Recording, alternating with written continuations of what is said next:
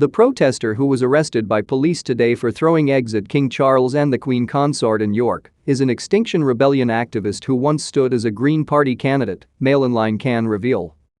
Patrick Thelwell was bundled to the ground by 4 police officers while screaming this country was built on the blood of slaves. Meanwhile, onlookers shouted "God save the king and shame on you." Footage shows the volley of eggs flying past His Majesty and breaking on the ground beside him as he was being greeted by city leaders. Charles briefly looked around to see the broken eggs, but otherwise barely reacted. In an online biography, Thelwell boasts of his long involvement in left-wing politics, which began in 2015 when he campaigned to oust Tory MP Esther McVey from her seat on Merseyside due to her views on benefits. He has been president of the University of York Gardening Society and, on a blog where he regularly writes about climate change, says he is preparing to study for a PhD in interdisciplinary global development.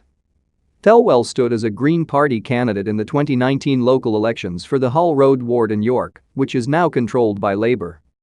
Last year, he was convicted for obstructing a highway after joining other XR protests blocking a road leading to newspaper printing presses.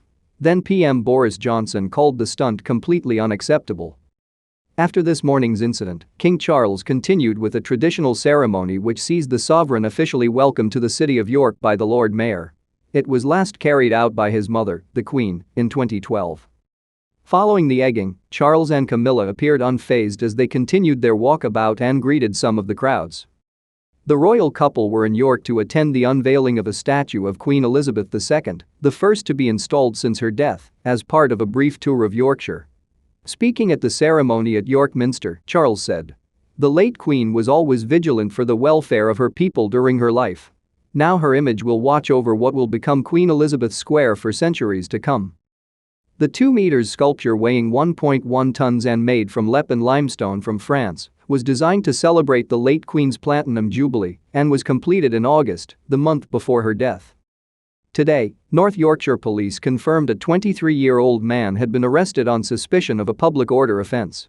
The force said a well-rehearsed security operation had been in place for the visit to ensure the royal couple's safety. The incident comes just a day after Charles' goddaughter, Fiona Compton, revealed that she and the king have been speaking about the need for openness when discussing Britain's historical role in the slave trade. Miss Compton said, "He is ready to have active conversations about Britain's relationship with the slave trade. He agrees this is British history and it should not be hidden." Miss Compton showed Charles her slave-themed artwork in Leeds as he visited World Reimagined, a project involving trails of large globe sculptures in cities across the UK, created by artists to bring to life the impact of the transatlantic slave trade. Speaking afterwards, she added, "It's early days and positive conversations and willingness for openness and engagement." The project and conversations is about engaging British history in the slave trade and having open and meaningful conversations about it. It's ongoing conversations, he says. He is ready to speak on it, he is ready to have conversations on and see what work can be done. "We've been having the conversations for a while. There's no talk of reparations. It's not solely for the British monarchy, it's for British people to have these conversations." At the end of the campaign, the sculptures will be auctioned to raise funds to support projects to promote racial justice. Miss Compton, an historian, artist and official ambassador for London's Notting Hill Carnival, was born in St. Lucia, where her father became the first Prime Minister after independence from Britain in 1979. She showed the king her Palace of the Peacock artwork. Charles arrived to huge cheers outside Leeds Central Library and Art Gallery and met Mason Hicks, 10, the Leeds children's mayor, who presented the king with a birthday card ahead of his 74th birthday next week.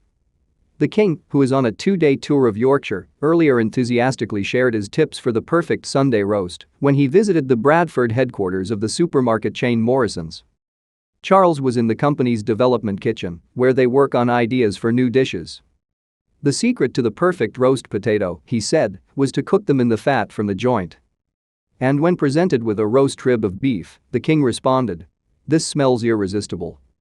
He discussed the finer points of how to cook a joint fast, then slow with Chef Mark Richmond, and added that using the fat that comes off the meat is essential for a good roast potato.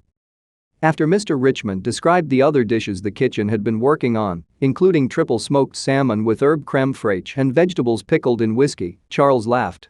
"Do you have any appetite left at all?" At a mock-up of the fresh food counters in Morrison's stores, the king expressed a fondness for plate steak, a cheap cut from the brisket. Charles then visited the fishmonger, where he told Gemma Sunderland, 40, the Market Street manager in Huddersfield, that one of his favorites was hake. The commercial manager of Chippendale Foods, Claire Anderson, responsible for the carbon zero eggs sold in Morrison's, then showed the king the black soldier fly larvae that are fed on waste products from their factories. Miss Anderson brought the larvae, which are fed to their chickens to reduce the amount of soy in their diet, in their dried form to show Charles. We did not think that wriggling around ones would be suitable for today. Miss Anderson said. He also wanted to know if they produced a good yolk color. The yolk color and yolk consistency is very important to him, she said. He also asked about bird flu, the poor chickens being locked inside. They are normally free range and have been locked inside since yesterday to protect them against avian influenza. In an impromptu speech at the end of his visit, the king looked up at the crowds of staff at every balcony in the atrium of the headquarters and told them, "It has been so enormously heartening to see the kinds of thing you do within your communities. It is very special.